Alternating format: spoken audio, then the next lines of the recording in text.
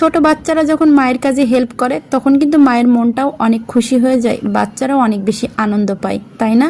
আসসালামু আলাইকুম, আবারও নতুন একটি ভিডিও নিয়ে চলে এসেছি আপনাদের মাঝে। আশা করি যে যেখান থেকে আমার ভিডিওটা দেখছেন অবশ্যই ভালো লাগবে। আজকের ভিডিওটা ছিল গত সপ্তাহের, সেদিন ছিল জুম্মার দিন। তো আমার ছেলে গোসল করে এসে বলছে, আম্মু আমি আজকে হলুদ পাঞ্জাবি পরবো।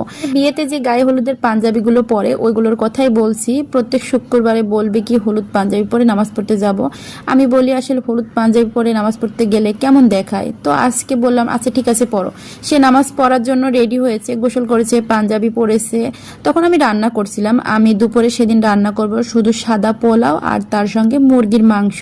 আসলে আলু দিয়ে মুরগির মাংস ঝোল ঝোল করে অনেক দিন হলো রান্না করা হয়েছিল না, তো সেদিন মনে হলো যে একটু ঝোল ঝোল করে মুরগির মাংস রান্না করব, তার সঙ্গে রান্না করব সাদা পোলাও। এখানে মাংসটা রান্না করার জন্য আমি সব রকমের মশলাগুলো রেডি করে রেখে দিয়েছিলাম, তাই রান্নাটা করতে আমার কাছে অনেক বেশি সহজ হয়েছে। এর মধ্যে দেখুন আমার ছেলে হলুদ পাঞ্জাবি পরে চলে এসেছে, মানে আমি একটু এই সাইডে আসছি তখন সে এসে মানে রান্না করতে শুরু করে দিয়েছে।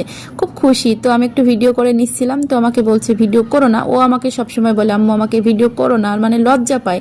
তো কিছুক্ষণ নাড়াচাড়া করছিল, তাকে একটু ভিডিও করে নিলাম। সে কিন্তু খুব খুশি হয়েছে তাকে যখন ভিডিও করছিলাম। নিয়ে আমি একটা স্টোরি দিয়েছিলাম, সে আমাকে বারবার বলছে আম্মু ভিডিওটা ছেড়ো না, কারণ আমার ভাইয়া আছে, খালামণি আছে, সবাই দেখে নিবে। মানে সে লজ্জা পাচ্ছিল যে আমি রান্না করছি সবাই দেখে নিবে।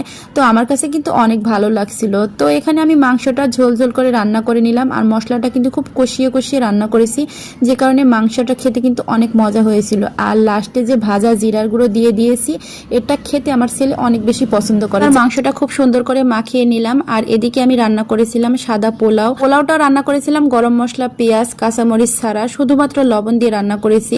এভাবে আমি আসলে কখনো রান্না করি নাই, তবে খেতে অনেক মজা হয়েছিল। সবাইকে অনেক অনেক ধন্যবাদ ভিডিওটি দেখার জন্য।